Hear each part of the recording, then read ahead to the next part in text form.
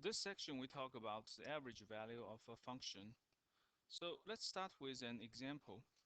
If we have a list of numbers, like 5 of them, 2, 6, 9, 11, 15. If you want to find the average value of these 5 numbers, it's easy. You just add them up, then divide by 5. The answer is 8.6.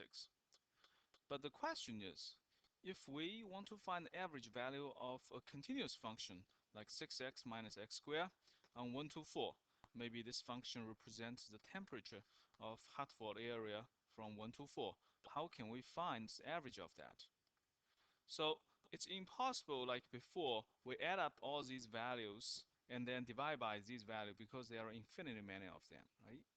So the idea is that we try to do an approximation and make the approximation better and better. So here is our method. Okay. So this is a graph of 6x minus x squared from 1 to 4. Okay. Now I will just do a very brief approximation of the y values. Okay. So I cut from 1 to 4 to 3 pieces. So each piece delta x is equal to 1, right?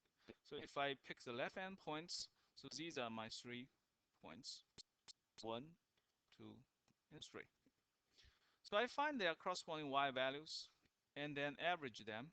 You will find the answer is 7.333. So this is a very brief approximation of the average value of this function on 1 to 4. Now let me make this approximation a little better, which I cut it to 6 pieces.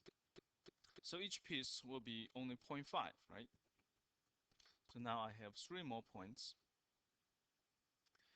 And if you find the y values of these 3 more points, then find the average of these now 6 points. Then the average is 7.708.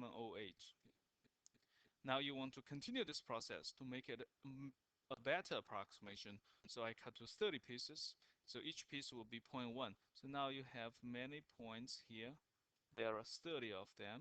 Okay.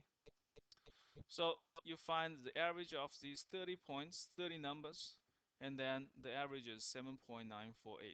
Of course, you can continue this process and do 300 points or 3,000 points.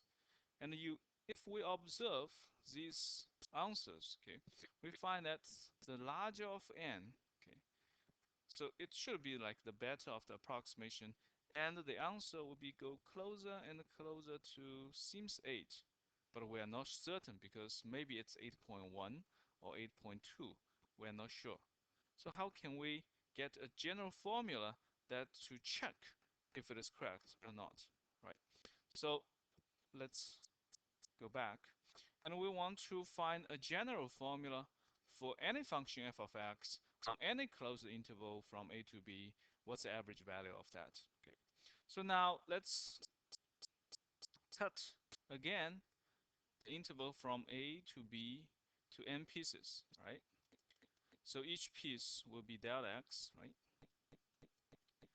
So my first approximation will be f average is equal to, you add up these n pieces, so it is f of x1 plus f of x2 plus until f of xn, and then divide by n pieces, divide by n. So that's an approximation. Okay.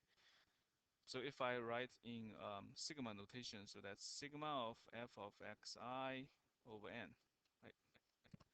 But in this expression, I don't see delta x because I'm going to use integral at the end. I want to involve delta x, right? So because delta x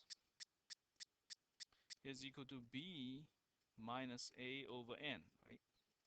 So you can rewrite it and express n by b minus a over delta x, right? Because we can cross product them. Okay.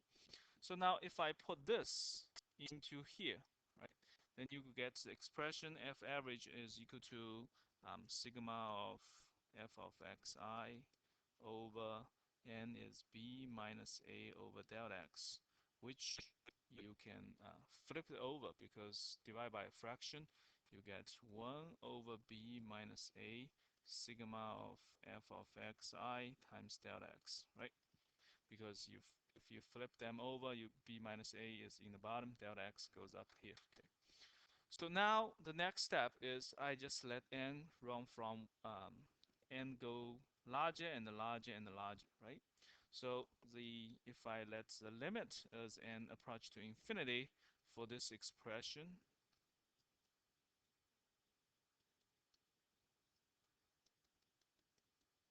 right? So because 1 over b minus a is just a constant we can put out, right? And now limit of sigma, we know it's going to be integral, right? So integral from a to b. Right? And f of xi goes to f of x. And finally, delta x is go to dx.